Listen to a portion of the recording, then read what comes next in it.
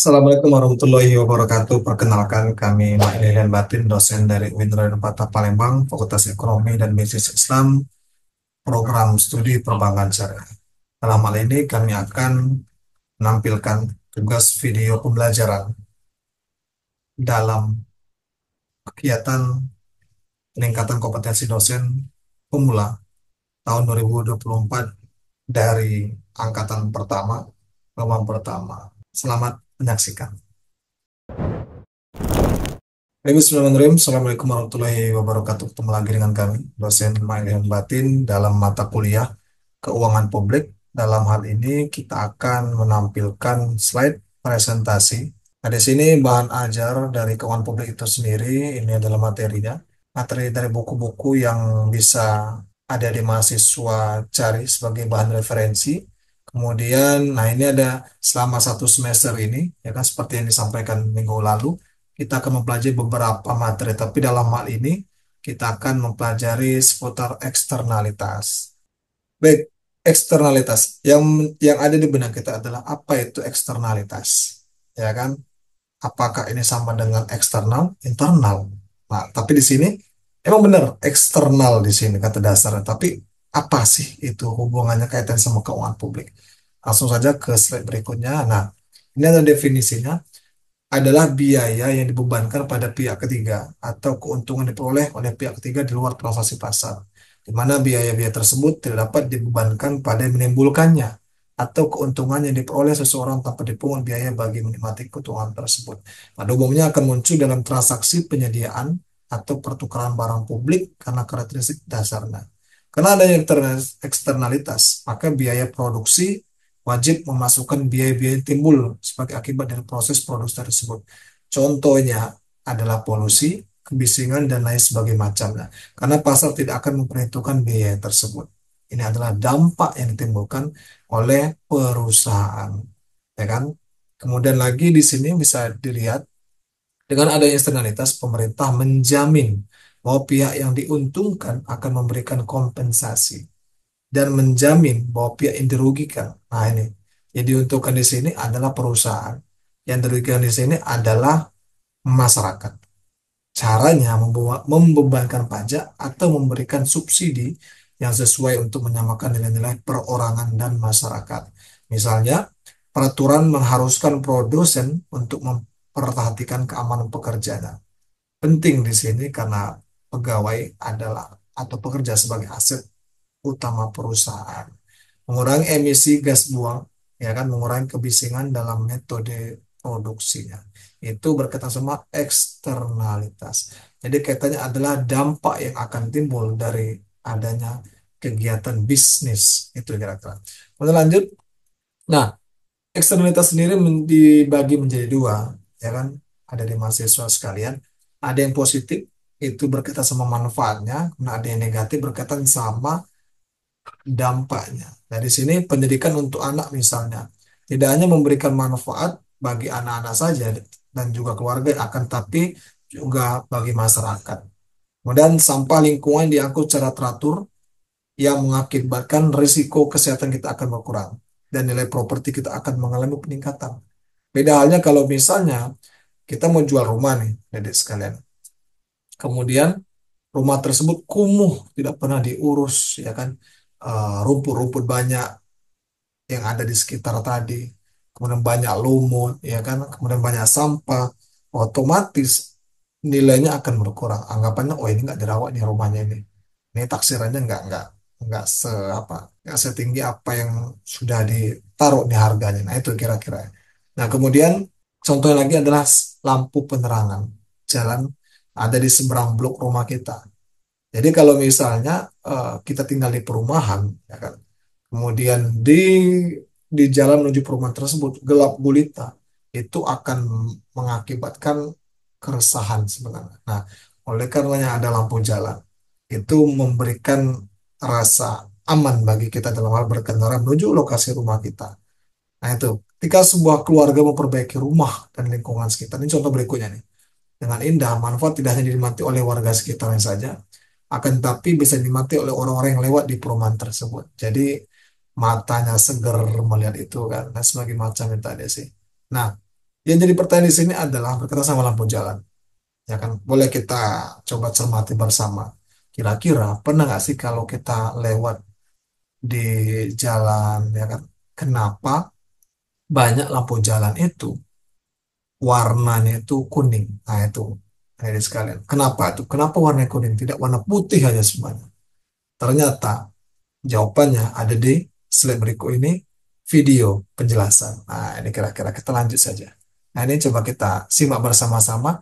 Kira-kira mengapa lampu jalan itu berwarna kuning? Apa alasan pemerintah untuk membuat lampu jalan warna kuning tersebut? Bang, kenapa lampu jalan kebanyakan warna kuning? Kan warna putih lebih terang, Bang. Oke, ada beberapa alasan mengapa lampu jalan kebanyakan warna kuning. Pertama, tidak menyilaukan mata. Cahaya kuning memiliki panjang gelombang yang lebih panjang daripada cahaya putih, sehingga tidak mudah dipantulkan oleh debu, kabut, atau air hujan. Kedua, menjangkau jarak yang lebih jauh. Cahaya kuning mempunyai sudut penyebaran yang lebih sempit daripada cahaya putih, sehingga dapat menjangkau jarak yang lebih jauh. Ketiga, lebih hemat energi. Lampu kuning menggunakan teknologi yang lebih sederhana daripada lampu putih, dan hal ini akan menghemat biaya pemeliharaan dan operasional lampu jalan. Kalau di rumahmu, lampunya warna apa?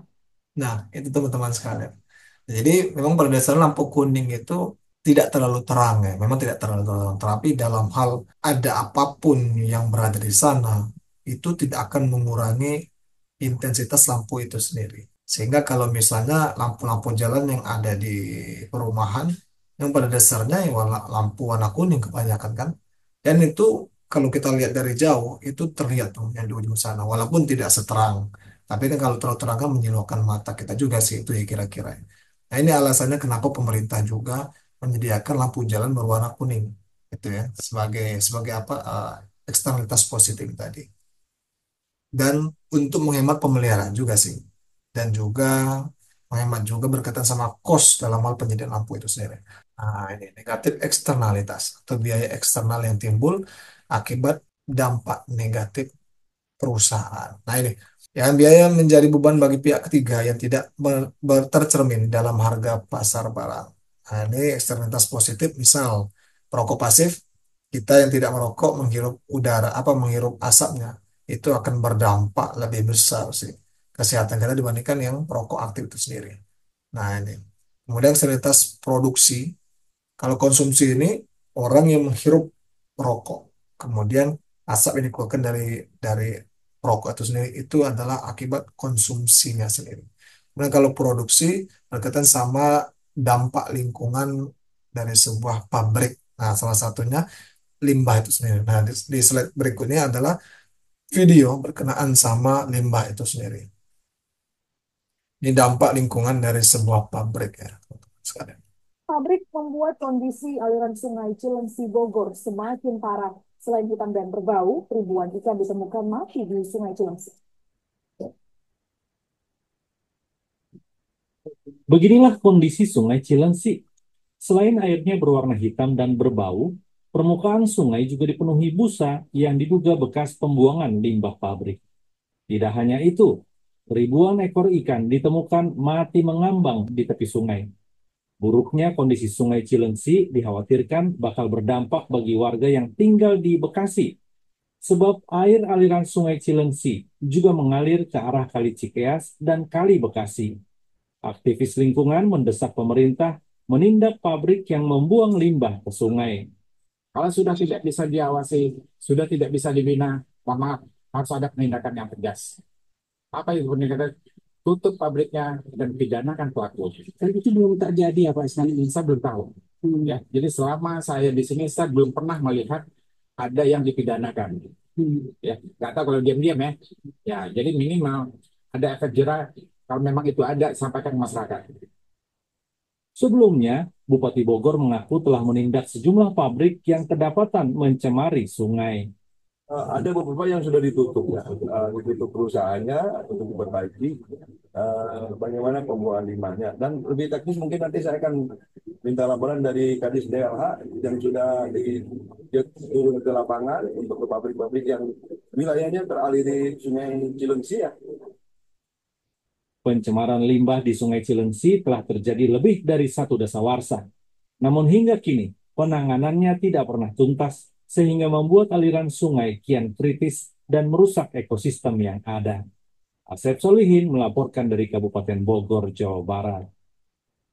Nah, teman-teman sekalian, berikut adalah contoh konkret dari dampak eksternalitas produksi yang dilakukan oleh pabrik-pabrik berkenaan sama dampak lingkungannya. Limbahnya dibuang di sungai. Konsekuensinya apa? Bagi yang menggunakan sungai tersebut tidak bisa menggunakan lagi. Dan juga satwa-satwa, hewan-hewan yang ada di sekitarnya yang sungai tadi, ikan-ikan salah satu yang tadi, mati. Karena apa? Terdampak lingkungan itu sendiri yang tidak tidak layak lagi untuk mereka tinggal di sana. Nah, bagi masyarakat yang ada di sekitar situ yang memang menggunakan sungai tersebut sebagai komoditas utama mereka, sepertinya kayak kayak mencuci, mandi, sebagainya macamnya tidak bisa lagi karena sudah tercemar. Nah, apa sih kerugiannya adalah di sini perusahaan-perusahaan yang mencemarkan lingkungan tersebut dituntut mengganti rugi, ya kan? Kemudian lagi kalau perlu dicabut izinnya dan ditutup operasional. Itu kira-kira teman-teman sekalian. Jadi itu dalam hal materi eksternalitas kita pada kali ini, ya kan. Semoga teman-teman mahasiswa bisa memahami apa itu eksternalitas, kemudian juga apa itu eksternalitas positif juga negatif. Pada dasarnya bisnis yang dilakukan perlu kiranya mempertimbangkan analisis dampak lingkungan yang akan terjadi. Perlu juga mempersiapkan juga uang untuk jaga-jaga. Itu kira-kira teman-teman sekalian. Sekian, terima kasih. Semoga bermanfaat. Assalamualaikum warahmatullahi wabarakatuh. Baik, itu saja tugas video dari materi pembelajaran kali ini. Semoga bisa diterima. Jika ada masukan dan saran, kami akan menerima supaya untuk perbaikan ke depan berkaitan sama video pembelajaran. Sekian, terima kasih. Assalamualaikum warahmatullahi wabarakatuh.